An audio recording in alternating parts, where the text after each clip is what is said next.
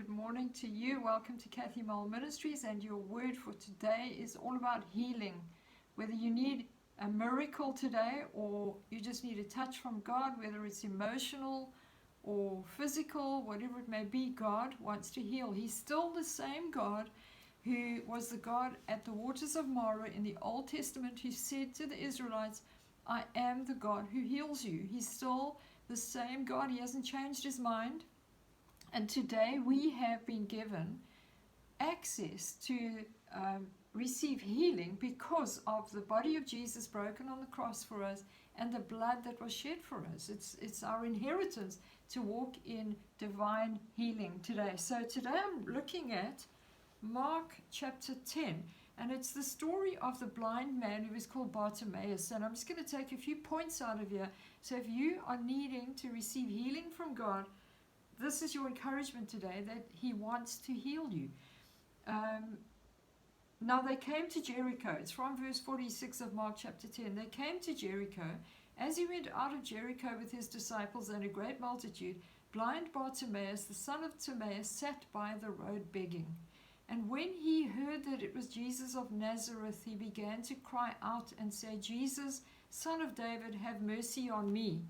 And now I want to remind you that this guy had been sitting here for a very long time, and he was begging. He wasn't sitting there full of faith, expectation, believing that Jesus would come past and he would be healed. This guy had started out his day begging. So he was blind, so he couldn't earn any money, so he would have been helped by people to go and sit there at the road begging. And that was his way of life. And then he would have heard the commotion in the crowd, because it says wherever Jesus went, he was followed by great multitudes. There were people surrounding him, thronging him, one of the scriptures says. And so Bartimaeus would have heard that this was Jesus, and he also would have heard of some of the miracles, which is why he said, Jesus, Son of David, have mercy on me. And when he used the word mercy, I don't know if he really expected to see again. He would have just wanted to receive anything that would have given him the sense that he had just received mercy from Jesus. So many warned him to be quiet, but he cried out all the more, Son of David, have mercy on me. So Jesus stood still and commanded him to be called. Now, can you imagine Jesus walking through the crowds and hearing? He must have had supersonic hearing, because in the crowd, here's this guy who would have been begging at the side of the road, starting to shout, Son of David, Jesus, Son of David, have mercy on me. And I believe it was that word mercy that got his attention. Have mercy on me. Because the word mercy is connected with the character of God, with the heart of God. And the word mercy is also connected with the covenant that God made with his people, that God would show mercy on his people. And so when he heard the word mercy, he could have, Bartimaeus could have stood there and shouted, I need some money.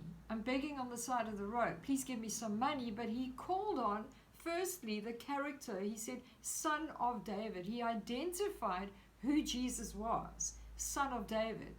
Have mercy on me. And so Jesus stood still and commanded him to be called. Can you imagine being in that scenario? When I read all these stories of healing in the Gospels, and I think of Jesus walking down the road when Jairus came to him, in Mark chapter 5, Jairus, one of the rulers of the synagogue, and he said, please come home with me. My daughter is at the point of death, but I know that if you lay hands on her, she'll be healed. And Jesus, acknowledging the fact that this guy needed his help, and he said, let's go, I'll go with you. And then the woman with the issue of blood, they're walking on their way to Jairus' house, and the woman with the issue of blood touches his garment, and Jesus stopped. And if it was in a movie, I could just imagine Jesus stopping and everybody becoming silent around him, wondering, why is he stopping now? And it's because he knew that power had gone out of him. There was someone in this huge crowd who had the faith to break through the opposition, the crowds, which is what Bartimeus had to do, and hold on to his garments. And so here's the same situation. In the middle of the multitude, saying to this guy who was probably known in the area as the beggar, Bartimeus, and he was blind, and they were saying to him, keep quiet, because it says many warned him to be quiet, but the warning of the people telling him to shut up, actually made him, it stirred him up even more, because it says he cried out all the more, Son of David, have mercy on me. And so Jesus stood still and commanded him to be called. Then they called the blind man. Then they called him, saying to him, be of good cheer, rise, he's calling you. They changed their story from telling him to be quiet. Then they saw Jesus had heard him, and they said, come on, your number's been called. It's time for you to go and stand in front of Jesus. And throwing aside his garment, he rose and came to Jesus. So Jesus answered and said to him, what do you want me to do for you? Now, before I go on with this, I want to say to you that there are some people who need a miracle from God. But the people, just as it was in this time with Bartimeus, there are people around you who are saying, why are you trusting God for this? Why do you even believe that God heals today? Look how much you've suffered. Look at sister so-and-so or brother so-and-so and what they've been through. So why should God do something for you?